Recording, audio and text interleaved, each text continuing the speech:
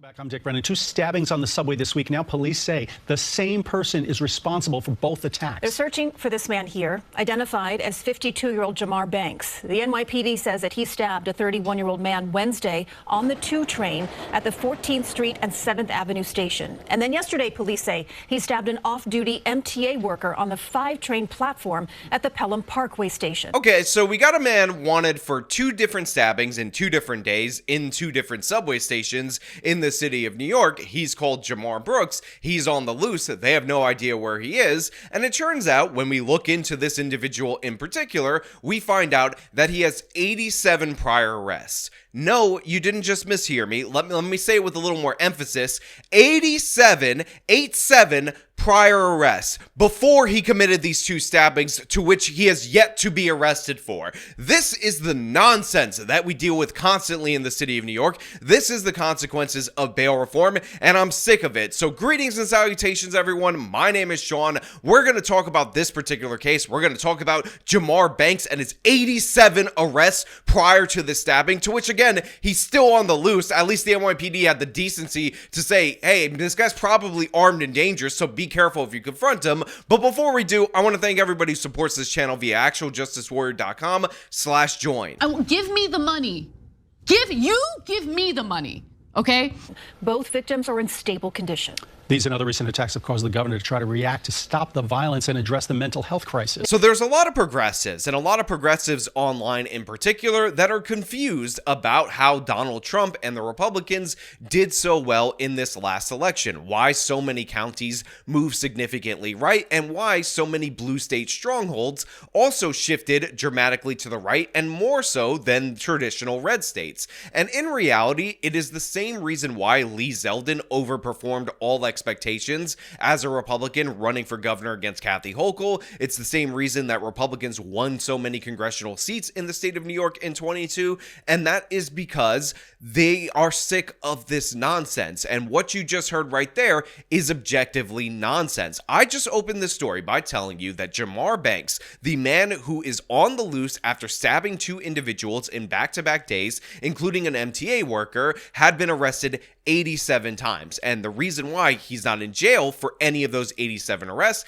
is due to the fact that we have New York State bail reform, which is championed by Governor Kathy Hochul, which releases criminals for crimes, and yes, this includes violent crimes, same day automatically without bail. We also have programs like Less is More, which basically makes it impossible if you're on probation or on parole for you to have your probation or parole violated. We also have woke, soft on crime district attorneys like District Attorney Alvin Bragg, and unfortunately some of these crimes did take place in Manhattan under his jurisdiction, who refused to prosecute anyone for anything. And by the way, if you're curious on whether or not Banks, who has mental health problems, has only 87 arrests for stealing bread for a starving family, his rap sheet, according to the New York Post, includes charges of attempted murder, weapons possession, assault, criminal trespassing, turnstile jumping, and petty larceny. So this guy is running the gambit of all these different crimes. Who could have assumed that a guy with a history of attempted murder charges and weapons possession would actually commit attempted murder with a weapon? It's so shocking. Who could have figured out that that was even a possibility for any of us to understand was a likely outcome of leaving this guy on the streets? So what we need to do is change that. The laws that we need to fix are bail reform laws, which again don't give judges in New York judgment, which they have in 49 other states in the union. It is a simple, logical, sensible fix, but for whatever reason, whenever crimes happen that are easily preventable by having accountability in the criminal justice system that was systematically removed by progressive Democrats in 2020, these people start talking about mental health. Isn't that guy who did those 2 stabbings and committed 87 other crimes the real victim in this circumstance? Isn't the issue that we don't have enough mental health counseling? No, there are times to talk about mental health. It is something that I am concerned about. But the fact of the matter is, the time to talk about mental health is before they commit 87 crimes. By the way, now 89 once he's arrested for these 2, not after the fact. It is when we can actually intervene to help people before they're a danger to other people, not after they commit all these crimes and you're looking for a convenient excuse in order to deflect away from your bad bad policies. And honestly, I'm so sick of this nonsense. I'm so sick of this occurring time and time again. And I just want to point out that these subway crimes all occur on the heels of Governor Kathy Hochul doing that ridiculous performative "the subway is safe" thing. I'm gonna go take the train to Queens Center Mall to do some holiday shopping. I'm on the subway train heading out to Queens Center. I have a lot of, not quite last minute, but I have holiday shopping to do. I've got an adorable 2-year-old granddaughter, so it's a lot more fun to shop. Just so you guys know it's all safe, look at this photo of me taking a selfie with these two individuals. Please ignore the subway crime. Again, just shut up. Shut your faces, you stupid, ridiculous people. You ridiculously insane governor. Now look, there's a lot of people who will tell you that Gavin Newsom is the worst governor in the country, and that may be true. I don't live in California. I don't have to deal with them, but everything I hear related to Gavin Newsom is horrible. But if he's the worst, Governor Kathy Hochul is right on his ass, because every time this woman is brought a real problem, she cannot help but fail to present a legitimate solution. The string of shocking incidents includes a man being shoved onto the tracks and fracturing his skull. The new year also saw 3 subway stabbings in 3 days. Last month, a woman was set on fire and killed on a train in Coney Island. So right there, the local news runs through a couple of different instances that have occurred in the city of New York. And I just want to point out, when they say last month a woman was set on fire, that was not really last month or really last year, even though technically that's true. That was at the end of December. So almost all of these instances have happened in the last 2 weeks. And as covered in a previous video on this channel, they almost all followed up Governor Kathy Hochul's propaganda campaign about how the subway is so much safer, and it's so safe she deployed more National Guard to the subway than have been there since post 9/11 America. I can take the subway where we need to go, and I want all New Yorkers to feel safe, which is why we've added so many more National Guard, over 250 more people. We're going to make sure that your ride is as safe as it can be. That is what they're trying to sell you, that the National Guard is there because the subway is so safe that Governor Kathy Hochul wants you to see, or wants the army to see, how safe her subway is, when in reality, we know they're there to deal with the insane violence. Again, I'm often one to quote that we had lost more people in like 4 years of time, which was true at the midpoint of 2024, than the previous 15 years, but it turns out that number has gone up. More people have died in the subway in the last 5 years than died in the previous 20 years in the New York City transit system. So while they used all these statistical tricks in order to dodge and get around the fact that the subway is more dangerous, the facts are what they are. The subway system is more deadly than it's been in previous decades, and guess what? They're now trying to force you into it via congestion pricing, because so many people are refusing to take it due to the dangers and the real dangers of that subway system. It's really unfortunate. People can't travel, they can't take the train or a bus, and they have to always look over their back. You know, one of the things I like about the local news media in the city of New York is that they interview average everyday New Yorkers. This person happens to be a Bronx resident, and they tell you that it's insane. They feel like they have to watch their back constantly while riding the train, and this is the real people of the city of New York, unlike the activist class that we often hear too much from, that talks about how it's so safe and honestly mocks the concerns of average everyday people who are worried about crime in the subway. One of the examples of that is the people over at the Majority Report. Of course, you have Emma Vigeland, who quite literally tweeted out just before the spike in incidents that she was hoping to see crime in the subway because she loves the fact that she could get daily wire money, saying that the people who are concerned about this are getting paid by right-wing media, when in reality, she is the one who gets to enjoy those luxury beliefs without actually having to deal with the consequences that average everyday New Yorkers do. And she's also somebody who believes that if you get struck in the subway, if you get hurt, then you should just move away, because honestly, the person who attacks you, they're just going through a mental health crisis. I was hit at one point sitting on the subway by a man who was having a mental health episode. He sat next to me and he was elbowing and kind of flailing around and hit me in the face and in my body. And it was jarring, right? The idea that I would want him to be hurt in any way, I just didn't want to be near him in that moment, because I understood something was going on here. Every one of us who's taken public transit has had this kind of situation, something similar happen, seeing someone struggling. That doesn't mean that our fear in that instance, and I was a little scared because I was hit. It's a problem. Like, it's people that need help. But like, my fear is not the primary primary object of like what we should be focusing on right now. It's the fact that this person is in pain. And so like the politics of dehumanization privileges the bourgeois kind of concern of people's like immediate discomfort in this narrow instance, as opposed to larger humanity and life. It's really freaking twisted. Yeah, So this is who Governor Kathy Hochul is trying to appeal to, by the way, when you see the reports of these stabbings, and she's like, oh, you know what? Mental health. We got to talk about mental health, the mental health of the attacker. And guess what? This plague of people with horrible positions does exist in other people that are interviewed in this segment, and I want you to realize who is talking about it when they cut to this person. I think that it's a greater problem that is mental health crisis, and it doesn't seem to be being dealt with. So they interview this Harlem resident right here and notice that she's wearing a mask in 2025. Now again, elderly Asians typically wear masks in the subway due to the fact that there's dust and whatnot prior to the pandemic, but this was not a thing for people outside of that demographic, so I find it incredibly weird that this person is still wearing a mask at this point in time. But based on the political positions that are expressed by her, it becomes less weird, because if you're one of these people who's still worried about COVID and still thinks that we should be doing lockdowns, then turns out it is very likely that you're also one of these people who denies crime and says, oh my god, the poor innocent angel bebe mental health people like Banks, who of course was arrested 87 times, and we're not going to mention bail reform throughout this whole segment. Governor Kathy Hochul cited that mental health crisis in announcing plans to spend $1 billion to revamp care and change New York's involuntary commitment laws.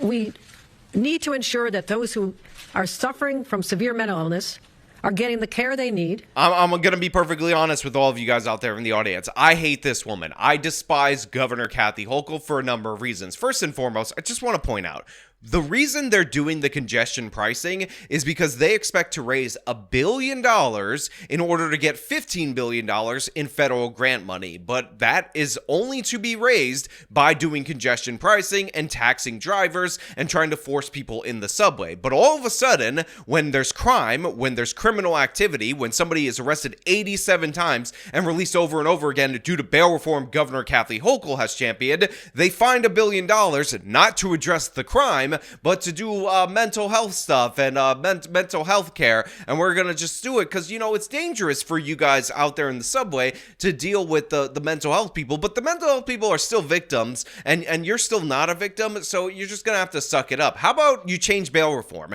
How about you shut your stupid face, admit that you were wrong about bail reform, and you do something about it? 87 times this man was arrested. Over and over again, he was released. And we're talking about how the problem is, oh, we need some changes to obscure mental health law that involves outpatient treatment, when again, these people need to be confined. They need to be held in captivity. If you offend 87 times, it is very likely you're going to offend an 88th and an 89th time, and that's exactly what happened here. He stabbed 2 people, and we're talking about, oh my god, this obscure random law, and not about bail reform. What is wrong with these people? The governor also called for making changes to Kendra's law, which provides court-ordered outpatient care for people who are at risk to themselves or others. Critics say Kendra's law is not the problem. Kendra's law has been on the books since 1999, and you know, we know how to use it. We just haven't used it, and we haven't used it properly, and there's no accountability. We don't need to change the law. What we need to do is change a system so that there are options and opportunities for people to be connected to services. So right there we get 2 quick interviews from a Queens public official and somebody from the New York ACLU branch. And I just want to point out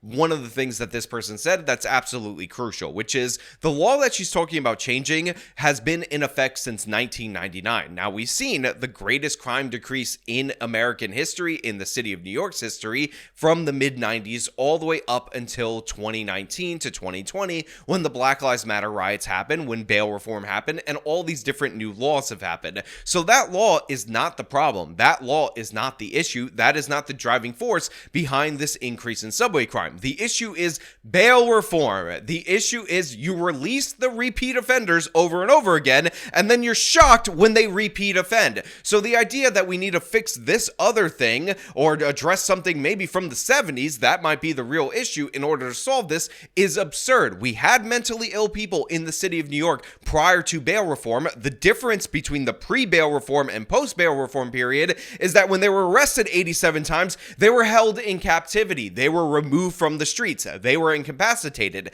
And for them to cut to an ACLU representative, I think it's the NYCLU is what it's called in the city of New York, and not point out that she is one of the chief people responsible for this in both regards, A, for lobbying for the stupid ass bail reform law, but B, for lobbying against any kind of restriction on the mentally ill, because it's a civil liberties issue to allow crazy people on the streets, to allow them to be homeless, to allow them to attack people, is absurd. This is not an expert that you should be going to for anything except for condemnation. I love civil liberties organizations. I love people that fight for First Amendment rights, for Second Amendment rights, for Fourth Amendment rights, for all that good stuff. But these people are totally insane. They're fighting for the rights of mentally ill people to be released over and over and over again. And the reason she's mad at Governor Kathy Hochul is because maybe, just maybe, this might increase involuntary incapacitation of mentally ill crazies that could be exercising their supposed civil liberty of attacking people on the streets. So get this woman off my screen. Honestly, remove her from this segment, edit her out, unless you're going to condemn her, unless you're going to attack her, because this organization has done more to advocate for the criminals and advocate for the things that create the problems than almost any organization in the city of New York, besides, of course, Black Lives Matter. In response to the violence, the governor has also deployed extra state police and 1,000 members of the New York National Guard to help patrol the subway. Honestly, again, I'm sorry to say this because, I don't like to throw hatred at people just because they're politically opposed to me, but the fact of the matter is, I hate her. I hate Governor Kathy Hochul. I despise this woman. She's deploying state police, she's deploying National Guard into the subway system, which, by the way, she just told us 2 weeks ago was so safe that she would ride there in order to go to Queens Center Mall in order to do her holiday shopping. But the fact of the matter is, they can't do anything. Even if they make arrests because of New York State bail reform law, these people are released time and time again. For you to not understand that somebody who committed multiple stabbings with 87 prior arrests and was still out on the street is an issue with bail reform shows willful ignorance or honestly insanity. And I don't know with these progressives what they're actually into. If they're actually just denying it just to deny it for propaganda purposes because they never want to admit that they're wrong, or if they're actually insane. But it doesn't matter because the effect is still the same. You can't do anything to solve it. And it's really unfortunate because unlike other major cities, the people in the city of New York actually do vote for tough on crime politicians. Eric Adams, for all his problems, ran as the most tough on crime Democrat in the Democratic primary by far, and he won overwhelmingly. And he won, by the way, in the highest crime areas in the city of New York. This is essentially the anti-Chicago, where the most criminal areas voted for Brandon Johnson, the softest politician. In New York, they voted for the harshest politician among their options. So people want this change. They're pushing for it. They are changing it up in local elections. We are seeing surprising results to all these different various progressives, not surprising to me because I know the people in the city of New York. I know that they know that things used to be better not that long ago, and we can get back to that point. But not with these Democrats, not with these politicians who refuse to reanalyze bail reform, which is obviously the creator of all these different problems. Again, 87 arrests, 87 arrests. If you have 8 arrests for the same crime, you are likely to be on your way to being a repeat offender. This guy had 87, and now we're talking about, oh my God, isn't his life so sad? Mental illness, golly gee, we got to address that. And again, I'm not saying you throw mentally ill people under the bus, but maybe when you have 87 chances to intervene and your system releases that person 87 times, you shouldn't be surprised. You shouldn't be surprised that he went and stabbed people. I don't know what else to say about about this. But you know what? Those are just my thoughts. That's all I really want to share with you. I want to know what you guys think down in the comments below. Am I wrong? Should we just take care of these innocent Beba Angel mentally ill people while releasing them over and over again? Or maybe, just maybe, after, I don't know, 86 arrests, can we hold them in capacity? Maybe after 85 arrests, can we hold them in capacity? How about 3 arrests? Can we hold them after a 3rd strike in awaiting trial and then actually prosecute them? I don't know. Maybe I'm crazy. Maybe I'm a conspiracy theorist. Let me know all your thoughts down in the comments below. If you like the video, show them by leaving a like, subscribe for more content, follow me on my social media, support me via the support links in the description of this video. This has been me talking about the madness in New York City, the absolute insanity. Till next time.